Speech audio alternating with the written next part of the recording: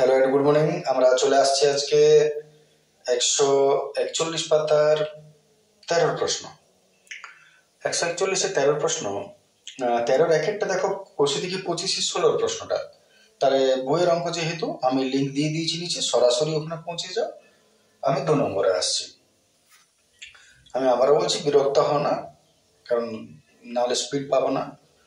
একটি খাড়া পাহাড়ের চূড়া এবং পাদদেশ থেকে একটি 30 মিটার উচ্চ স্তম্ভের চূড়ার অবনতি কোণ আর উন্নতি কোণ যথাক্রমে 30 ডিগ্রি 60 ডিগ্রি। খাড়া পাহাড়টির উচ্চতা কত? তাহলে একটা খাড়া পাহাড়ের চূড়া আর পাদদেশ থেকে 30 মিটার উঁচু একটি স্তম্ভের চূড়ার অবনতি কোণ। প্রথমত আমাকে বুঝতে হবে কে লম্বা কে ছোট। তো খাড়া পাহাড় সাপোজ এইটা, খাড়া পাহাড়ের চূড়া আর পাদদেশ থেকে, প্রথমে চূড়া বলেছে তারপর পাদদেশ বলেছে, মাথায় রাখবো। একটি 30 মিটার উঁচু স্তম্ভের, 30 মিটার একটা উঁচু স্তম্ভ মনে করো, ছোট রাখছি আপাতত। 30 মিটার উঁচু স্তম্ভের চূড়ার অবনতি কোণ। তাহলে এইখান থেকে যখন দেখছো এর চূড়াটাকে, তখন অবনতি কোণে দেখছো, তার মানে নিশ্চয়ই ওর থেকে এটা নিচে। যদি উন্নতি কোণে দেখতো তাহলে উপরে হতো। তাহলে এর থেকে এটা নিচে আছে এটা। আর অবনতি কোণটা বলেছে তোমাকে 30 মিটার উচ্চ স্তম্ভের চূড়ার অবনতি কোণ 30 ডিগ্রি। তাহলে চূড়ার অবনতি কোণ এটা হচ্ছে 30 ডিগ্রি। তাহলে ভাষাটা আরেকবার, একটি খাড়া পাহাড়ের চূড়া ও পাদদেশ থেকে, প্রথমে এখান থেকে দেখছো তারপর এখান থেকে দেখছো। কোথায় দেখছো? 30 মিটার উঁচু একটা স্তম্ভের চূড়ার অবনতি কোণ। চূড়া দেখছো, অবনতি কোণ, আর তারপর উন্নতি কোণ। তাহলে 2 নম্বর থেকে এটাকে মিলাও, তুমি ওই ছাদটাই দেখছো। উন্নতি কোণটা হচ্ছে 60 ডিগ্রি, আর এইটা হচ্ছে 30 মিটার। প্রশ্নটা হচ্ছে পাহাড়টির উচ্চতা কত, খাড়া পাহাড়টির উচ্চতা কত, এর উচ্চতা বার করতে বলেছে। তাহলে আমি নাম দিলাম পাহাড়টির উচ্চতা, ধরে নিই এবি, 1-2 গুলো তো দরকার নেই। আর দ্বিতীয়টা বলেছে তোমাকে স্তম্ভ সিডি।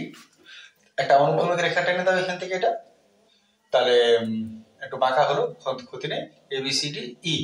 এবারে একান্তর কোণ হিসেবে এটা যদি 30 হয়, এটাও 30। সহজ প্রশ্ন।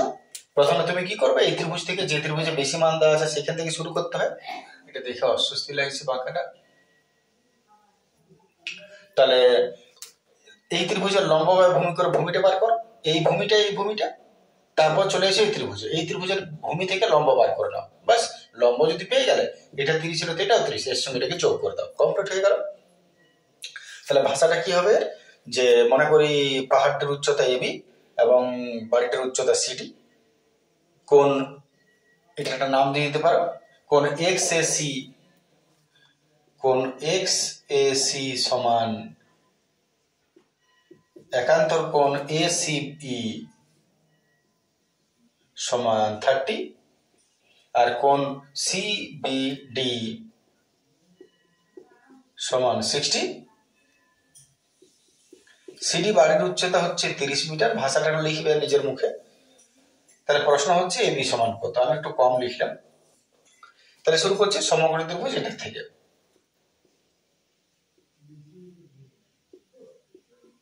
সমগ্র ত্রিভুজ বিসিডি থেকে লম্ব বাই ভূমি সিডি বাই বিডি 1060। সিডি হচ্ছে 30 ডিগ্রি, তাহলে 30 মিটার, 1060 √3। যদি ক্রস করি তাহলে 30 বিডির সঙ্গে √3 হবে, বা ওটা ডাইরেক্ট করবে এই লাইনটা। এত বিডি সমান হয়ে গেল 30/√3। একটু হরণেশন করে নিই, উপর নিচে √3 গোটা 3, 3 × 30 মিটার। বিডি হয়ে গেল 10√3। তাহলে এটা যদি 10√3 হয়, এটাও 10√3। এত বিডি সমান ইসি, বিডি যা ইসি হতা।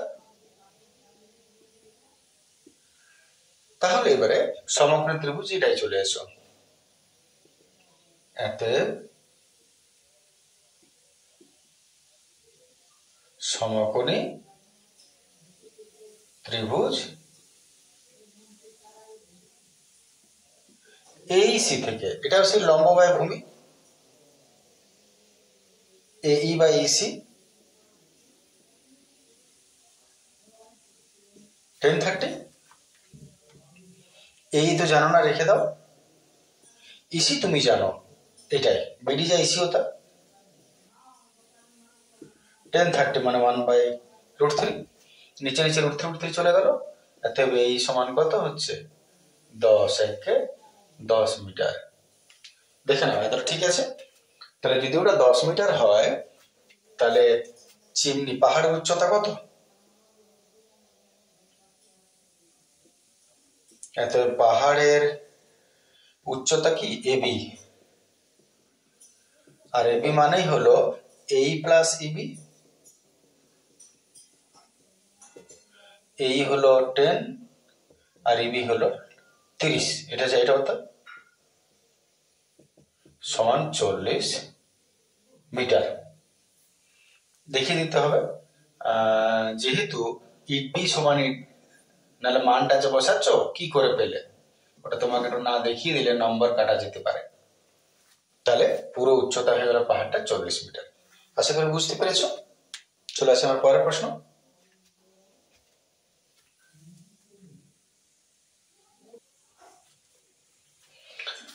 চলে আসছে আমরা 14 একের প্রশ্ন। প্রশ্ন বলছে 50 সেমি দীর্ঘ একটা দুমুখ খোলা পাইপের বাইরের ব্যাস 20 সেমি, ভেতরের ব্যাস 6 সেমি, পাইপটার সমগ্র তলে ক্ষেত্রফল কত? 50 সেমি দীর্ঘ দুমুখ খোলা পাইপ। আমি যদি ছবিটা দেখতে চাই,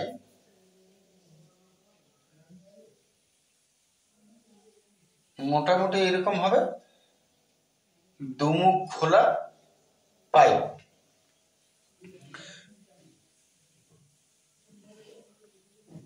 পঞ্চাশ সেমি দীর্ঘ, তাহলে উচ্চতাটা হচ্ছে 50 সেন্টিমিটার দীর্ঘ পাইপের, বাইরের ব্যাস 20 সেমি, বাইরের ব্যাসটা হচ্ছে 20 সেমি, আর ভেতরের ব্যাস হচ্ছে 6 সেমি, অন্তর ব্যাসটা হচ্ছে 6 সেমি।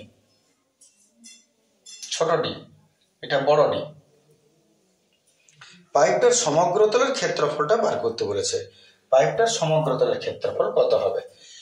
সহজ প্রশ্ন, ছোট প্রশ্ন, কিন্তু ফর্মুলাটা একটু বুঝতে হবে আমাদের আসলে। তাহলে আমি একটু মানটা আগে লিখে নিই। ফাঁপা পাইপ বোর্ডে ফর্মুলার জায়গাটা একটু মন দিয়ে বুঝবে। ফাঁপা পাইপের উচ্চতা দিয়েছে 50 সেমি, বাইরের ব্যাস বড়টি ডায়ামিটার দিয়েছে 20 সেমি। এতে বড় আর কত হবে? 20/2 10 সেমি, আর ভেতরের ব্যাস দিয়েছে 6 সেমি, তাহলে ছোট ব্যাসার্ধ হবে 3 সেমি। এটা সবাই বুঝতে পারবে। আর সমগ্র তলের ক্ষেত্রফলের ডাইরেক্ট ফর্মুলাও আছে, কিন্তু একটু বুঝিয়ে নেব কি করে কি পাচ্ছ। তাহলে সমগ্র তলের ক্ষেত্রফল, এতে সমগ্র তলের ক্ষেত্রফল, সমগ্র তলের ক্ষেত্রফল বার করব। আচ্ছা, আমি একটু বলি। ফাঁপা পাইপ মানে তুমি ধরে নাও এই এই এই পোর্শনটা এরকম ভাবে, পাইপটা একটু চওড়া আছে, মুখটা, এটা বাইরের ব্যাস, এটা বাইরের পরিধি, এটা ভেতরের পরিধি, তার মানে এটা বড় ডি, এটা হলো এখান থেকে এটা ছোট ডি, ঠিক তো? আর এটা উচ্চতা। এখন সমগ্র তলের ক্ষেত্রফল বলতে কি বোঝাবে? এই অংশটা, ভেতরের অংশটা, আর এই অংশটা, আর এই অংশটা, পুরোটা, যেমন আর কাতরা প্লেট দিতে পুরোটা লাগে কতটা। এবারে ফর্মুলাটা কি হবে? প্রথমত বাইরের একটা পার্শ্বতলের ক্ষেত্রফল, ভেতরে একটা পার্শ্বতলের ক্ষেত্রফল। বাইরের মানে বড় আর, ভেতরের মানে ছোট আর। তাহলে একটা বাইরের পার্শ্বতলের ক্ষেত্রফলের ফর্মুলা কি হবে? বাইরের পার্শ্বতলের ক্ষেত্রফল ফর্মুলা হচ্ছে পাই 2 পাই বড় আর এইচ, প্লাস ভেতরের পার্শ্বতলের ক্ষেত্রফলের ফর্মুলা 2 পাই আর এইচ, 2 পাই, কিন্তু আরটা ছোট হবে। নিশ্চয় বুঝতে পারছো কেন? কারণ এটা ভেতরে ব্যাস, ভেতরের বৃত্ত।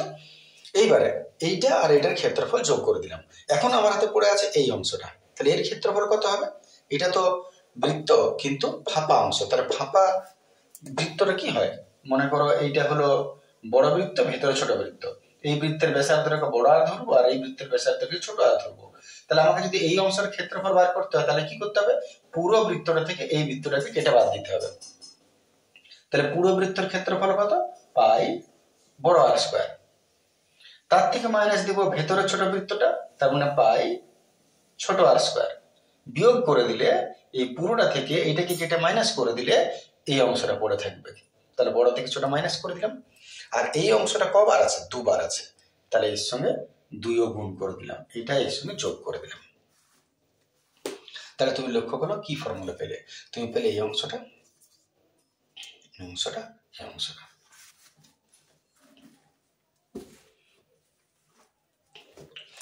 ব্র্যাকেট। তাহলে একটু সলভ করি, কি হচ্ছে দেখি। 2 পাই আর স্কোয়ার,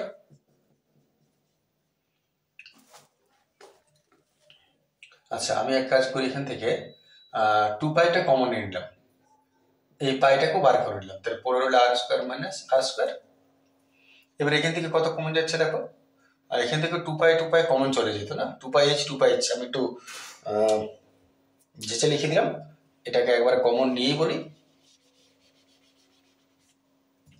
তাহলে এই দুটো থেকে যদি কমন নিয়ে 2 পাই গেল, আর দুটোতে এইচ আছে, এইচও চলে গেল, পড়ে রইল বড় আর প্লাস ছোট আর। নিজেরা করে দেখো।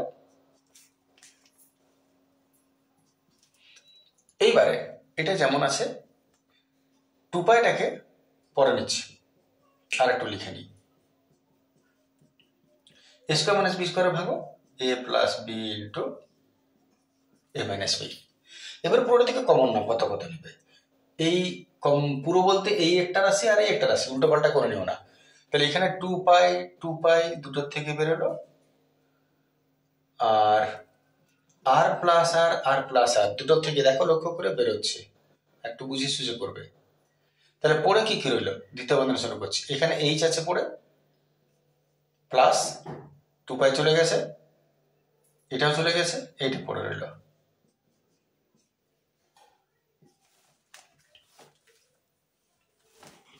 দেখে নাও 2 পাই দুটোর থেকে বেরোলো, এইচটা যাবে না কারণ এখানে নেই, আর প্লাস আরটা বেরোলো। তাহলে এইবারে পড়ে রইল একটা এইচ প্লাস এইটা। তাহলে ফাইনালি সমগ্রতলের ক্ষেত্রফল ফাঁপা চঙ্গের ফর্মুলা এটা হবে। ব্যাস, এটা মুখস্থ করে নেবে, পরীক্ষার সময় তো এত করবে না, ডাইরেক্ট ফর্মুলা লিখবে। সমগ্রতলের ক্ষেত্রফল হচ্ছে 2 পাই বড় আর প্লাস ছোট আর ইন্টু এইচ প্লাস বড় আর মাইনাস ছোট আর, এটি হলো ফর্মুলা। এবারে চলে আসি মানে 2 পাই 22/7 বড় আর হয়ে গেল 10, 3 এইচ হয়ে গেল 50 প্লাস আর হলো 10 মাইনাস এর হলো 3। একটু কাটাকাটি করা যাক, 2 22/7, 10 আর 3 13, 50 10 60, 60 থেকে 3 গেল 57, 50 10 60, 60 থেকে 3 গেল 57। তাহলে কাটাকাটি যাবে না মনে হয় কিছু, তাহলে শুরু করে দিচ্ছি গুণ। 57কে 22 দুগুণে 44, 44কে 57,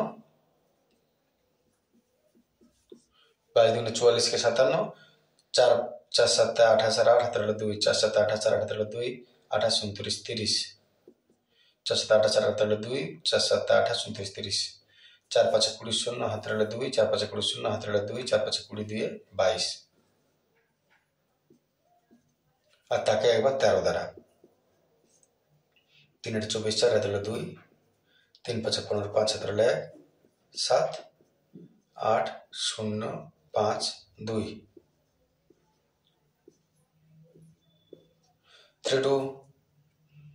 32604/7, 7 5 35, 4 7 28, 5 7 35, 6 7 42, 7 7 49, 6 7 42,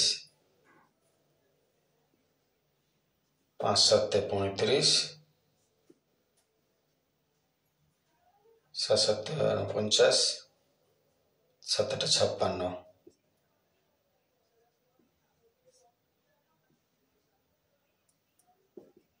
4 6 5 7 পূর্ণ 5 এর 7 বর্গ সেমি। দেখে নাও একটু গুণভাগগুলো চেক করে, এটা বেরোচ্ছে। তাহলে এটা হয়ে গেল। এবারে যেটা 14-2 নম্বর প্রশ্নটা আছে, 14-2টা কোষে দেখি 19-এর 7-এর প্রশ্নটা বটে, অবশ্যই আমি নিচে লিঙ্ক দিচ্ছি, কোথাও খুঁজতে হবে না। আর 14-3-এরটাও তোমার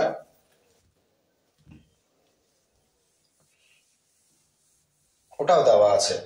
14-র যেটা 3-এর সেটাও হচ্ছে তোমার কোষে দেখি 12-র 14-র প্রশ্নটা, ওটারও আমি লিঙ্ক দিয়ে দিচ্ছি নিচে, সরাসরি তুমি সেখানে পৌঁছে যাবে। চলে আসছে আমরা এবারে নেক্সট ভিডিওতে।